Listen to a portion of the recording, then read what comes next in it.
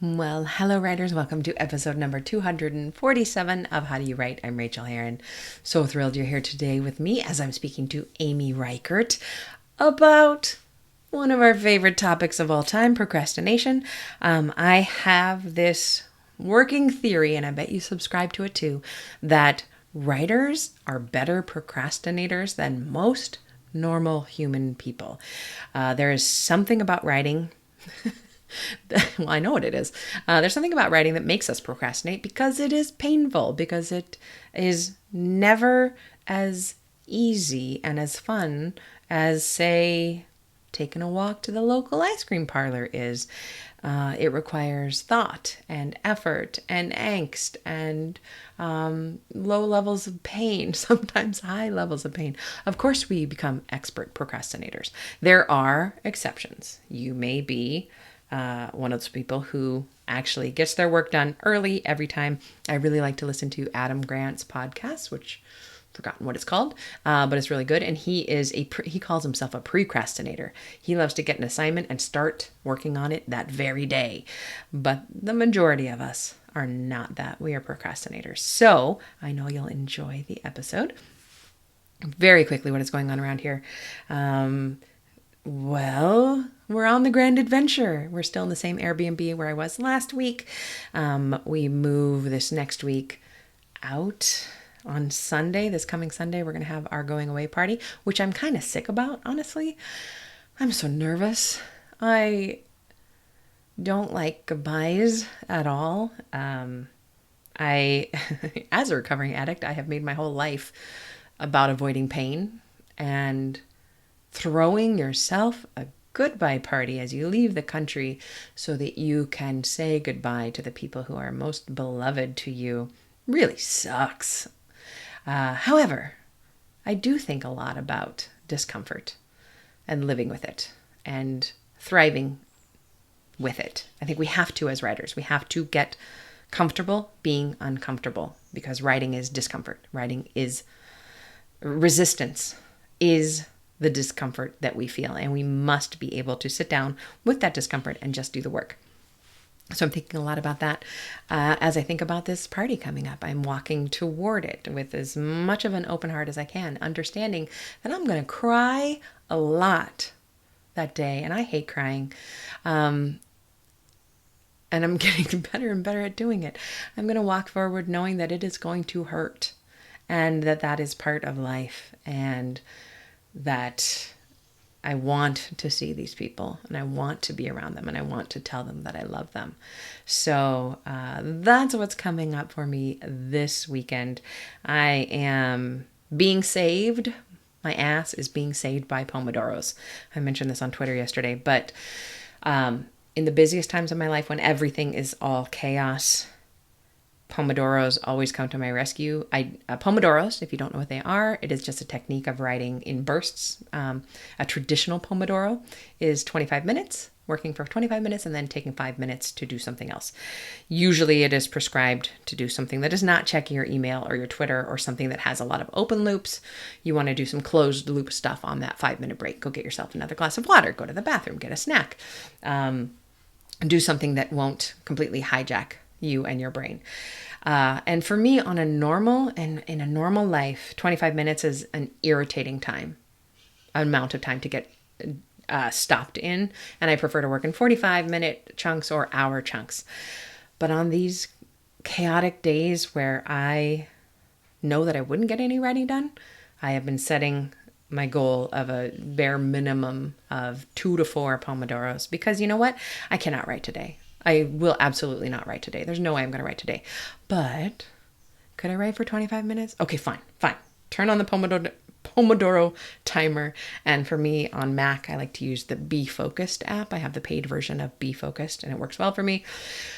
So I just turn it on and I do 25 minutes. And after 25 minutes, suddenly that time is up. It didn't take that long. Take a little break. I guess I could do another one. So I do another one.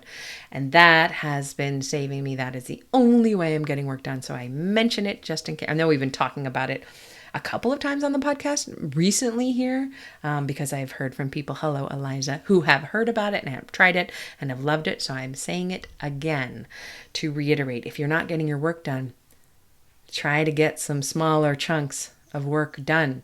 One of my students is writing in 12-minute bursts because that is her, and then another one is doing 17-minute bursts because that is the least amount of time that feels like they can actually get a number of words that would make them feel like they have a little bit of success. So they're doing that. What is your minimum viable product? Have you decided that? Have you tried it? Have you played with it? I want to know. So come find me. If you're not on my email newsletter list, you should be. I'm going to ask you to subscribe to it. And I'm going to put it in the little ad read in the middle today. Join my email list. That is important. I promise you I'm going to send one out really soon. Maybe I'll use a Pomodoro to write one really quickly to get it out because I have not done that in a while. But everything else is going apace. Very excited. We will be in the air in 2.5 weeks. And I'll just keep talking to you from New Zealand, tell you how it's going there.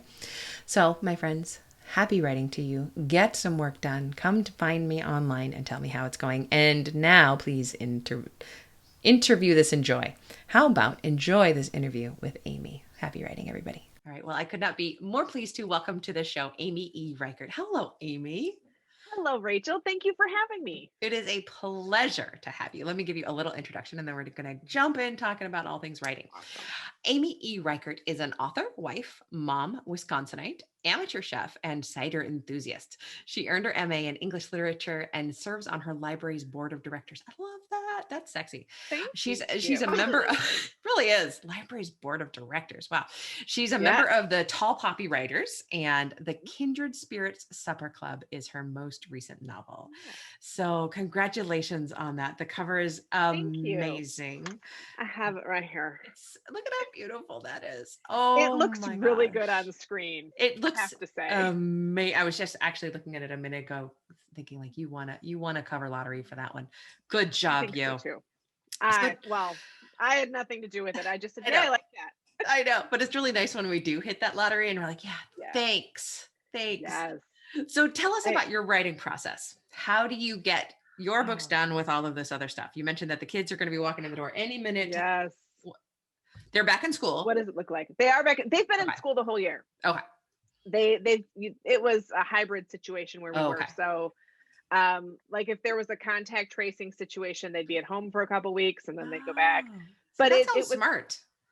It was really, really well done. They've been wearing masks. They have spacing. They know you have to sit in the exact same spot so that if there is someone who has it, you know who they were in contact with. Yeah. So it's been really, they've kept it open. And I think that was a big win for our school district. Probably a win for your writing as well. Yeah. I can procrastinate and under the best of circumstances. That's under any circumstances, if you're like me. Yeah. I'm really, really good at that. That's my superpower.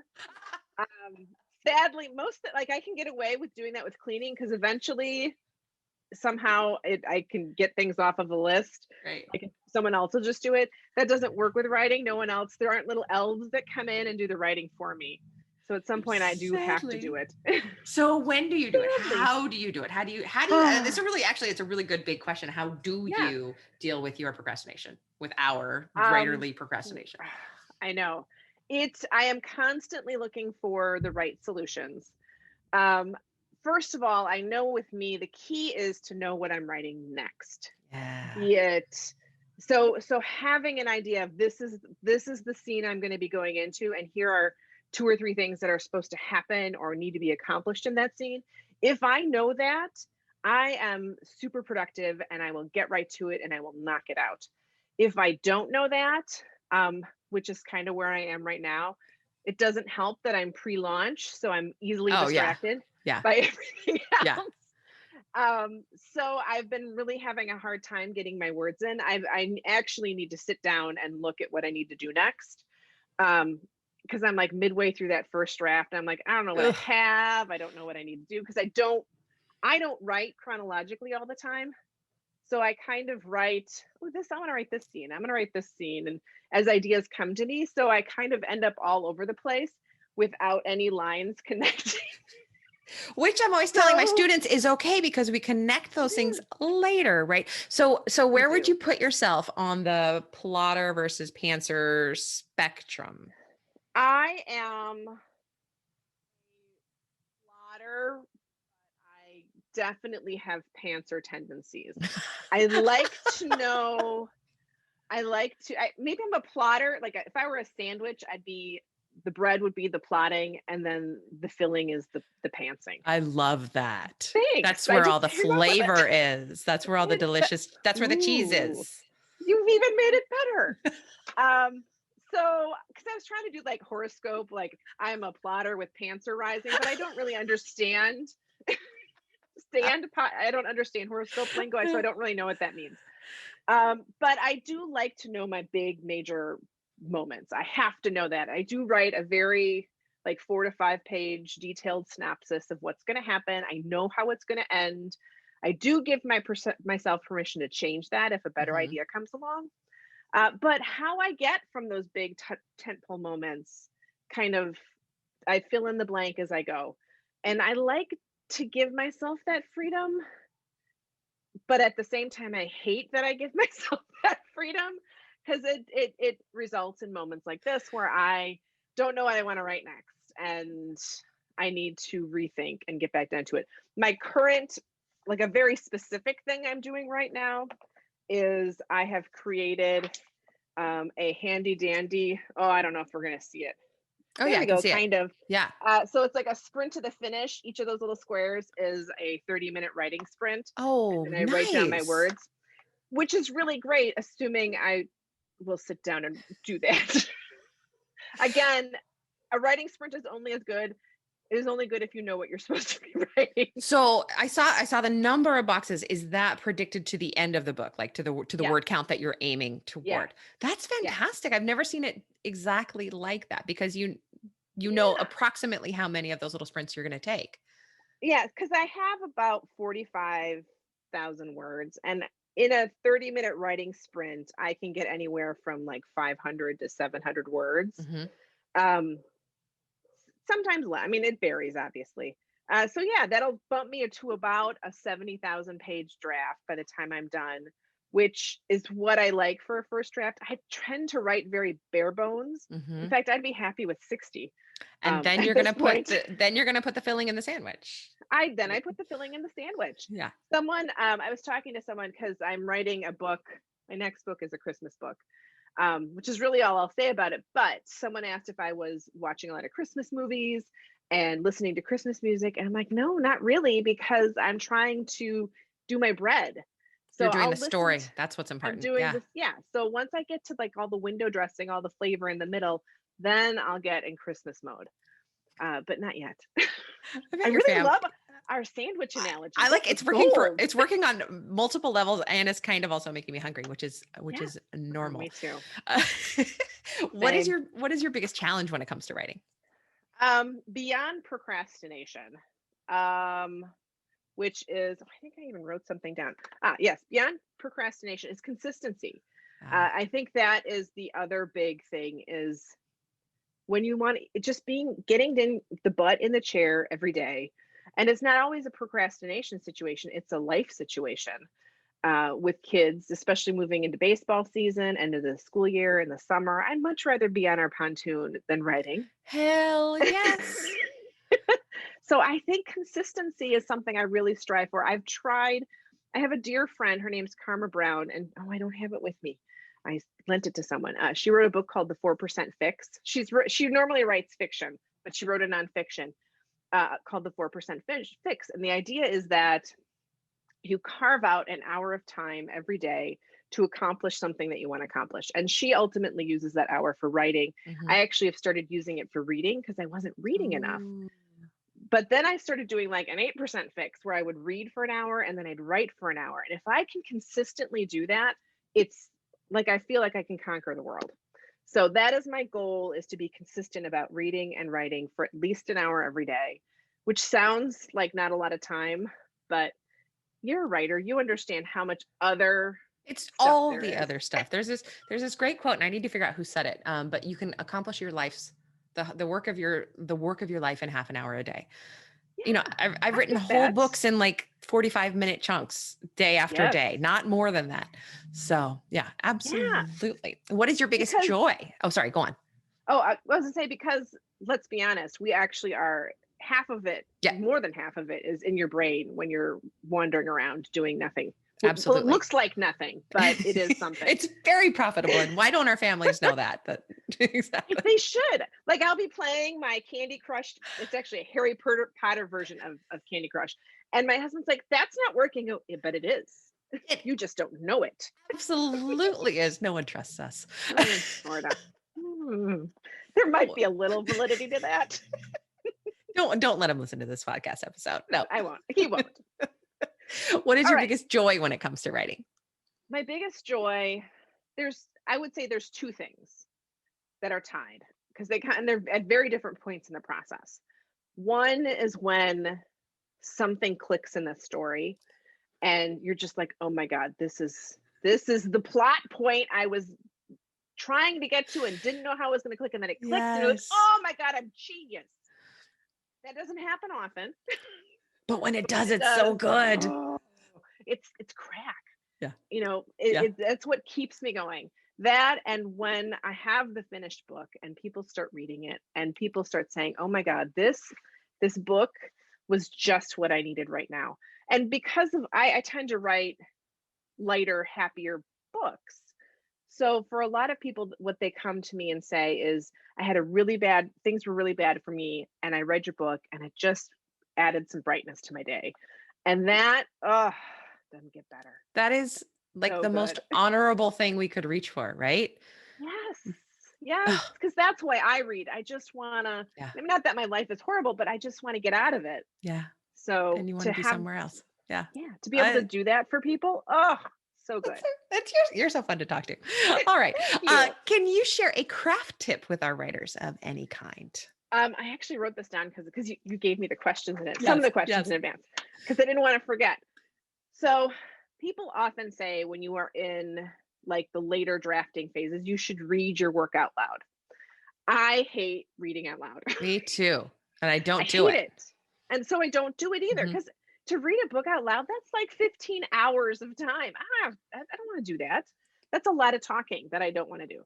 But I use Scrivener, and I think Microsoft Word does this too, and it will read it to you. Now, it's super funny because it's kind of a robot voice, but it really, really, it helps me because I can listen to it being read to me. And all of a sudden that changes things because I'm more likely to keep working. Because the other part is if I'm reading out loud, I hate reading out loud. So then I'll want to procrastinate and go do something else. But if my computer's reading to me, then I get a lot more it keeps the ball rolling better. And then I'll pause it and make changes when something sounds funny, and then I'll start it up again. And I discovered it when I was writing Kindred Spirits, and it was really, really helpful for me as a way to, when you're working at that sentence level toning. So you're playing it and you're looking at it at the same time. And correct. And you're actually looking for things like rhythm and word repetition, as well as just because I use it for typos, but it sounds like you're using it for actual helping with the sentence level. Yeah. Cause even if when the robot voice seems to stumble, then there's something wrong. Or I can't follow. I'm like, that made no sense. And then I'll double check. Was it the robot voice reading it? Or no, it really doesn't make sense. I'll fix that. One of my biggest problems as a writer is writing those sentences that don't make sense later. Like they make sense to me. They do. But not when somebody else like a robot reads them out loud. I love that. Yeah. Okay. So Scrivener's magical. I really, really love Scrivener. I'm always finding new things. I know. You only need, speaking of 4%, you only need to know about 4% of Scrivener's tricks to use it. And I've been using it for as long as it's been out. I think I got it at 13 years ago or something like that. And I'm still finding things. Yeah. And I really do only use 4% of it. Yeah. Did you know it has a name generator? Oh yeah. Oh, I use that one. That's a good one. All the time. That's a good one. That is a good one. Okay. I need a waiter. What's the waiter's name? Harvey. I have literally no creativity to spare on wasting on the waiter's name. It does it for us. It's fantastic. Okay. So some of them are really funny. I know. And you could set the idiosyncrasy of the name too. Okay. People haven't found that. It's under writing tools, I think. Yes. Yeah. What thing in your life affects your writing in a surprising way? Oh, what thing in my life? Ooh, I should have thought more about that one. I got to like question 3 and then I got distracted. Um, about what affects my writing in surprising ways. I shouldn't be thinking about this so long, but I am.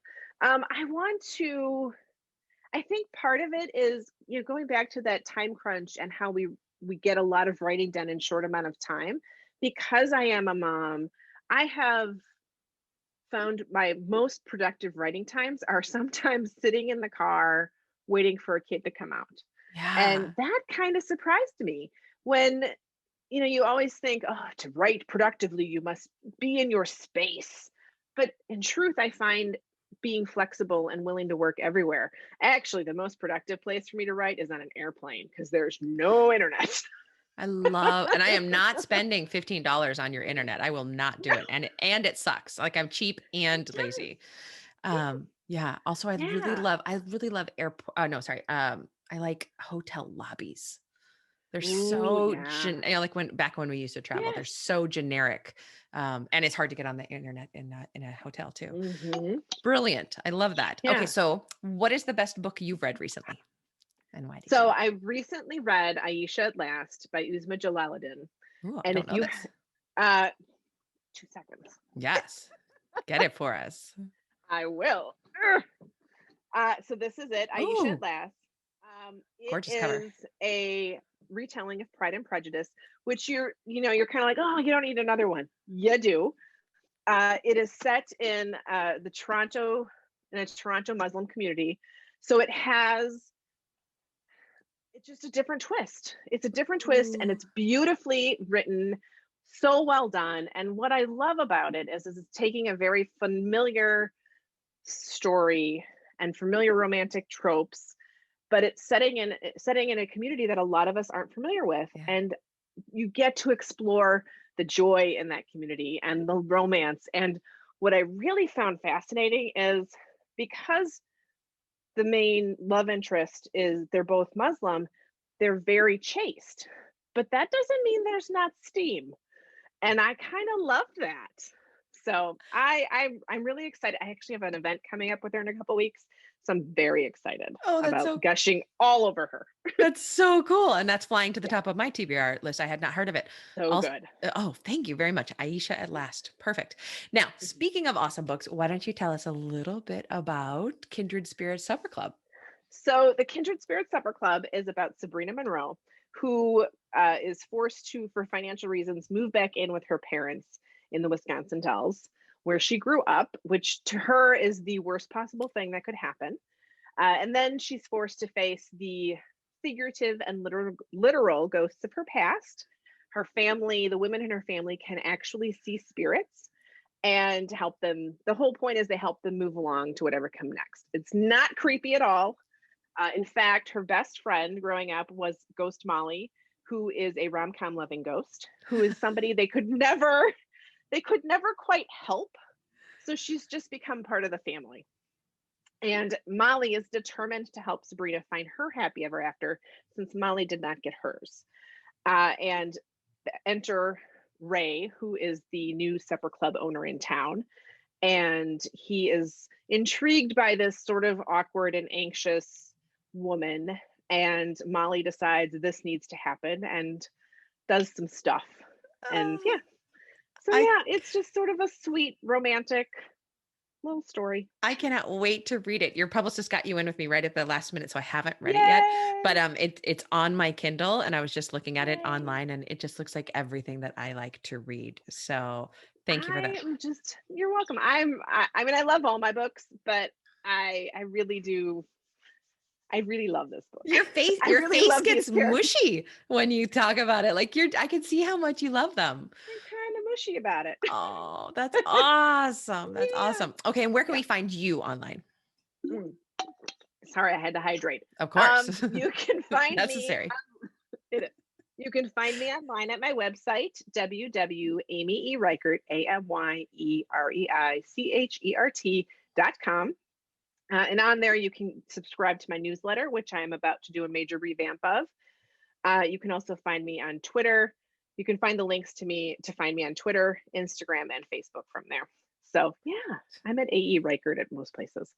So Love yeah, it. I'm all over the place. Thank And you right now so I much. feel like I'm flooding the world with stuff. Well, I'm always behind in my podcast. Like I've got a bunch that need to come out before you. So this is going to be one of Sure. those later bumps in your release. Hey, So that'll be good. great. I am all for that. Extend it as long as possible. Tell your publicist that when she's like, where does Yeah, Rachel's podcast go? Amy, it has been such a treat to talk to you. I'm so glad to thank meet you and you. know you. And I can't wait to read your book.